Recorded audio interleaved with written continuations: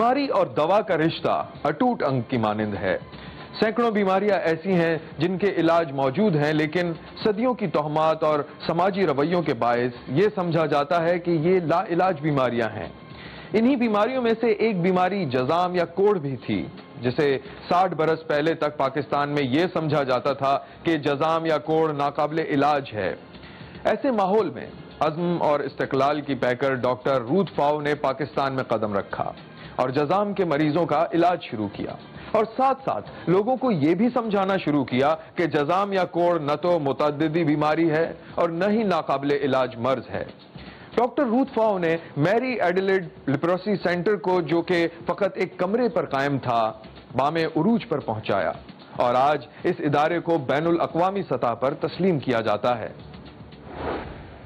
کہ میری Adelaide leprosy centre کا قیام 1956 میں عمل میں آیا تھا۔ اس کے بانی اراکین میں مسز بیٹرکس مینیزز، سر برنس وارگس، ڈاکٹر اینی روش اور سر میری ڈویل شامل تھے۔ 1958 میں ڈاکٹر زرینہ فضل بھائی اس سینٹر کے کور گروپ میں شامل ہوئیں۔ اس سینٹر کے قیام کا بنیادی مقصد یہ تھا کہ اس زمانے کے میکلور روڈ، جسے اب آئی چندری گڑھ روڈ کہا جاتا ہے، کے اطراف کی کچی آبادی میں جزام یا کوڑ کے درجنوں مریض شدید کرب و اذیت میں زندگی گزار رہے تھے۔ اس زمانے میں کوڑ ایک ایسی بیماری تھی جس کا کوئی باقاعدہ علاج تب دریافت نہ ہوا تھا۔ یہ بیماری مریض کو ہلاک نہیں کرتی، مگر اسے موت سے بھی بدتر زندگی جینے پر مجبور کر دیتی تھی۔ کوڑ کے مریض ہاتھوں پیروں کے بدحیت ہو جانے اور ٹوٹ پھوٹ جانے کے باعث بھیانک ترین شکل اختیار کر لیتے تھے۔ اس زمانے میں اسے اچھوت کی بیماری سمجھا جاتا تھا۔ عام طور پر جزام یا کوڑ کے مریض کو علاقے کے باہر پھینکوا دیا جاتا، جہاں کوئی ان کا پرسان حال نہ ہوتا۔ ان کے پاس دو ہی راستے ہوتے تھے، یا تو سسک سسک تڑپ تڑپ کر موت کا انتظار کریں، اپنے جسم کو گلتا سڑتا اور جانوروں کی خوراک بنتا دیکھیں، یا پھر خودکشی کر لیں۔ جزام کا مرض جیسے اور مرض ہوتے ہیں، ایک مائکرو آرگینزم ہے، جراثیم ہے جس سے ہوتا ہے، اور یہ ہے کہ یہ انسان سے انسان کے اندر ہی منتقل ہوتا ہے۔ انسان کے علاوہ صرف ایک خاص قسم کے چوہے کی طرح کی ایک جانور ہوتے ہیں، آرمیڈیلوز، جو کہ زیادہ تر نارتھ امریکہ ساؤتھ امریکہ میں پائے جاتے ہیں، ان کے اندر یہ دیکھا گیا۔ تو اس کی بہرحال منتقلی جو ہے وہ انسان سے انسان کے اندر ہی ہے، اور یہ ایک متعدی یا انفیکشس ڈیزیز ہے۔ لیکن یہ کہ جس طرح اور دوسرے انفیکشس ڈیزیز ہوتے ہیں ان کے مقابلے میں یہ بہت کم لگنے والی بیماری ہے۔ کہا جاتا ہے اور میڈیکلی ڈاکیومنٹڈ ہے کہ لگ بھگ 90 سے 95% جو لوگ ہیں ان کے اندر قدرتی مدافعت یا نیچرلی امیون ہوتے ہیں اس بیماری کے لیے۔ 9 ستمبر 1929 کو جرمنی میں پیدا ہونے والی روت فاؤ دوسری جنگ عظیم کے بعد daughters of the heart of میری کی کمیونٹی میں شامل ہو گئیں۔ اس تنظیم کی بنیاد میری ایڈیلیڈ نے رکھی تھی۔ اس تنظیم کا مشن دنیا میں کسی بھی جگہ انسانی مصائب کے خلاف کام کرنا تھا۔ تنہائی کی زندگی گزارنا یا روایتی ننز والا لباس پہننا اس تنظیم کی شرائط میں شامل نہ تھا۔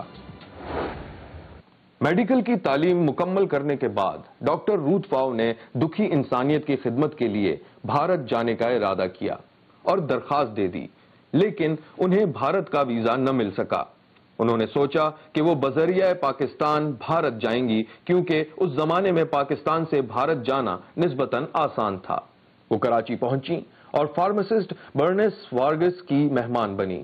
ایک دن ڈاکٹر روت فاؤ برنس کے ہمراہ کراچی کے میکلور روڈ پر واقع ایک بستی میں گئیں، جہاں جزام کے مریضوں کی مرہم پٹی اور ان کے علاج کے لیے ایک عارضی خستہ حال ڈسپینسری قائم تھی، اور جزام کے مریضوں نے اپنی ماں کو پایا۔ روت فاؤ نے قدم بستی کی طرف بڑھائے تو پھر یہ بڑھتے ہی چلے گئے۔ کہا جاتا ہے کہ اس سے پہلے ڈاکٹر روت فاؤ نے اپنی طبی زندگی میں کبھی کوئی جزام کا مریض نہیں دیکھا تھا۔ وہ تصور بھی نہیں کر سکتی تھیں کہ کسی بیکٹیریا کا پیدا کردہ انفیکشن اتنے ہیبت ناک اثرات بھی رکھتا ہوگا۔ انہیں پاکستان کے سب سے بڑے شہر اور اس وقت کے دارالحکومت کراچی کے مرکز کے عقب میں واقع جزام میں مبتلا افراد کے اذیت ناک مناظر اس بستی میں دیکھنے کو ملے۔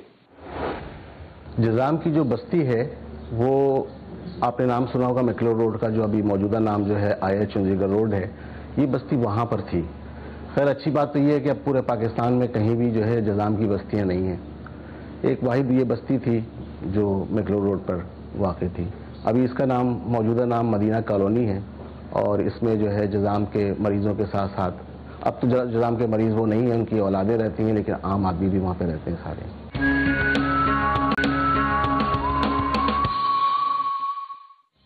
کراچی کی اس بستی میں جذام کے خواتین اور مرد مریضوں کی مسخ شدہ شکلیں، گلے ہوئے ہاتھ پاؤں، پیپ بھرے اور بدبو اٹھتے زخم، ان پر بھن بھناتی مکھیاں، جسموں پر چلتے کیڑے دیکھ کر 30 سالہ ڈاکٹر رود فاؤ نے محسوس کیا کہ انہوں نے اپنی زندگی کا مقصد پا لیا، اور پھر انہوں نے اپنے آپ سے یہ وعدہ کیا کہ وہ ان مریضوں کی خدمت زندگی کی آخری سانس تک کریں گی۔ یہ پاکستان کی خوش قسمتی تھی کہ ایک ایسی نوجوان ڈاکٹر جو ہندوستان میں مدر ٹیریسا کے ساتھ کام کرنے کا سوچ کر پاکستان آئی تھیں، اسے قسمت نے پاکستان کے غریب و لاچار مریضوں کی مسیحا اور ماں کے روپ میں بھیج دیا، اور وہ دن رات کا فرق مٹا کر پورے دل و جان سے پاکستان کو اس موذی مرض سے پاک کرنے میں ایسی جٹیں کہ پھر اپنا ملک اور سگے رشتوں کو بھول کر پاکستان کو اپنا مستقل وطن بنا دیا۔ ڈاکٹر رود فاؤ ڈاکٹر تو تھیں، لیکن جب وہ پاکستان پہنچیں تو جذام کے مرض کی ماہر ڈاکٹر نہیں تھیں۔ رود فاؤ نے جذام کے مرض پر موجود کتابیں پڑھنا شروع کی، جذام کے مرض کے بیرون ملک ماہر ڈاکٹرز سے رابطہ کیا اور ان سے معلومات لی۔ انہوں نے امریکی معالج جذام ڈاکٹر پال برانڈ کو خط لکھا، جو بھارت کے شہر ویلور میں ایک کرسچن میڈیکل کالج کے پرنسپل تھے۔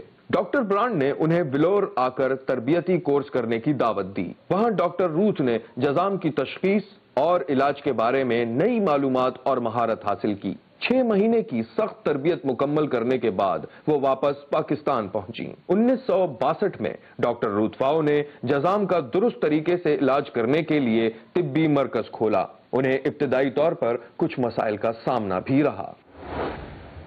مسائل تو بہت تھے۔ سب سے بڑا مسئلہ تو یہ تھا کہ وہ لیپروسی نہیں جانتی تھیں، کیونکہ وہ گائنیکالوجی میں انہوں نے میڈیکل کی تعلیم حاصل کی تھی، تو لیپروسی کے بارے میں وہ بالکل نہیں جانتی تھیں۔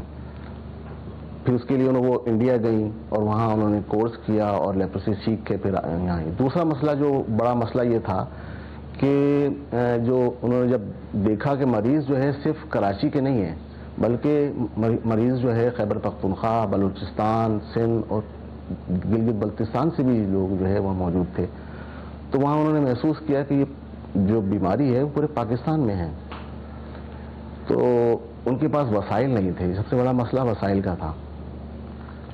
پھر جب یہاں شفٹ ہوئے، یہاں پر میکلو روڈ سے جب یہاں اس بلڈنگ کے اندر جہاں ہم بیٹھے ہوئے ہیں یہاں شفٹ ہوئے، تو اس وقت آپ کو پتہ ہے کہ نفرت بہت تھی لوگوں کے اندر اس بیماری کے بارے میں، اور اس شدید نفرت کی وجہ سے لوگ جو ہے وہ ان کے جو جذام کا کام کرتے تھے ان کے ساتھ بھی نفرت کرتے تھے۔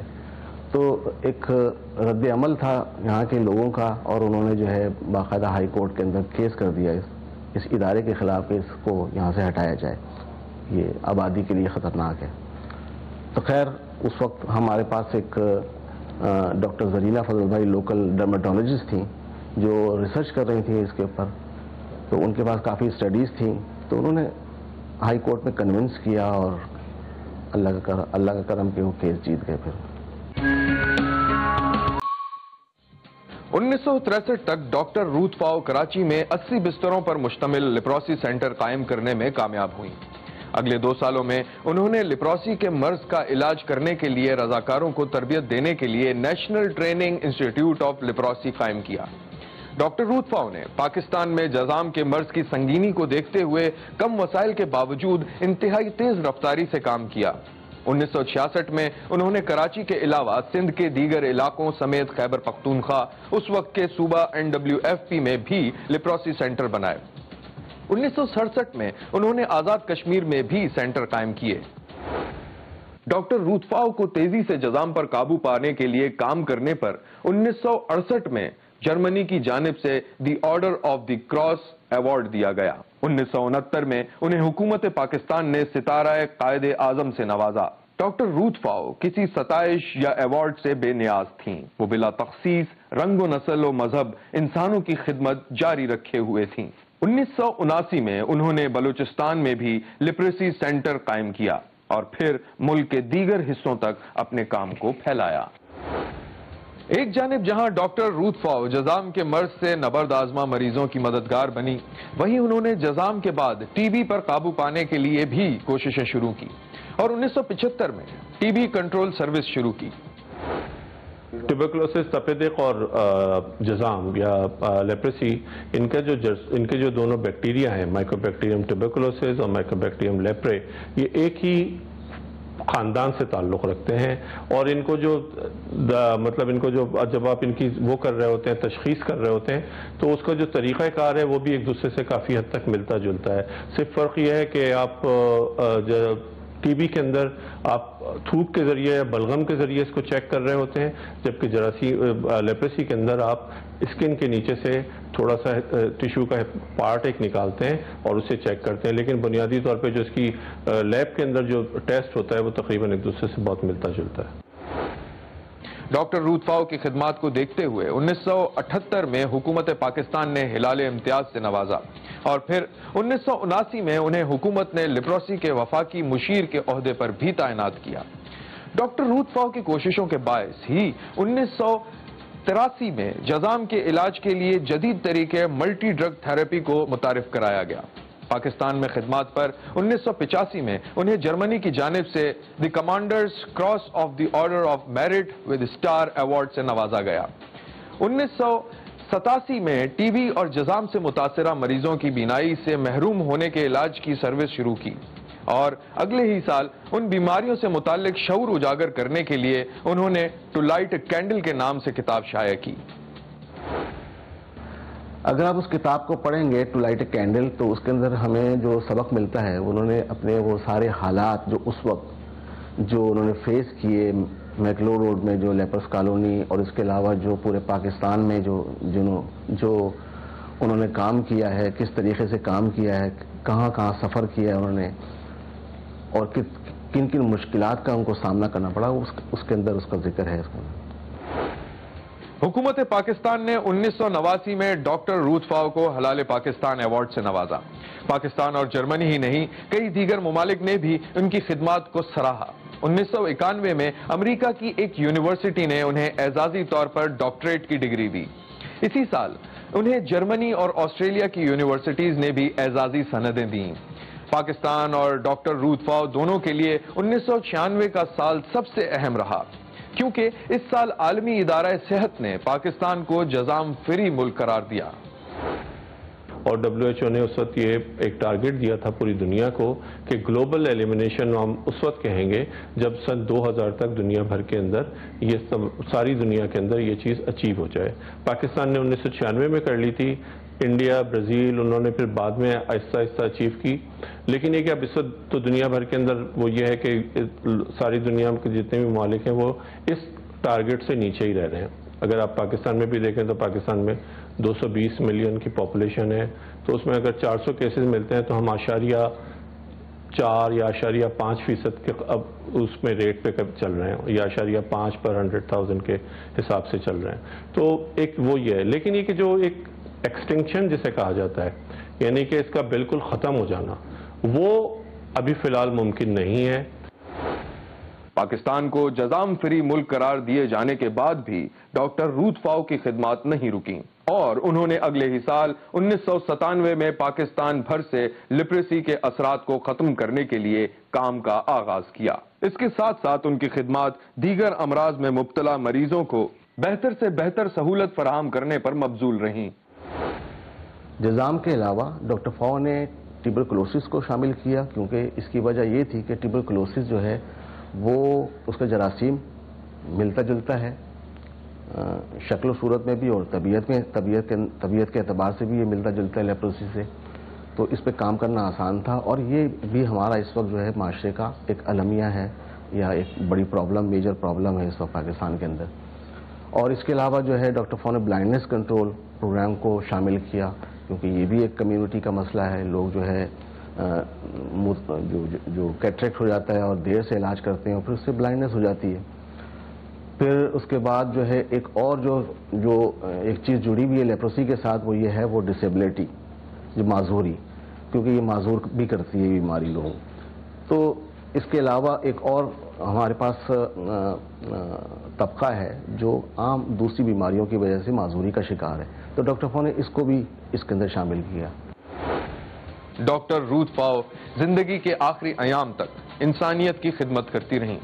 اپنے انتقال سے 1 سال قبل 2016 میں انہوں نے بچوں کی پیدائش، ماں اور بچے کی صحت کے حوالے سے منفرد پروگرام کا آغاز بھی کیا۔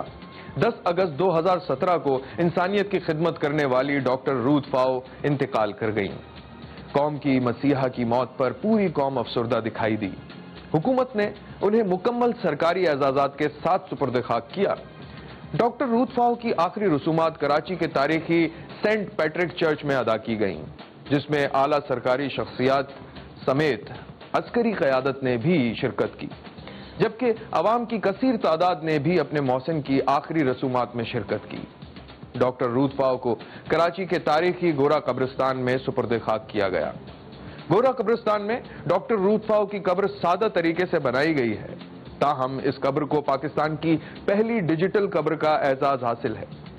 ان کی موت کے بعد کراچی کے معروف سرکاری ہسپتال سول ہسپتال کا نام سرکاری سطح پر ڈاکٹر روتھ فاؤ ہسپتال کر دیا گیا۔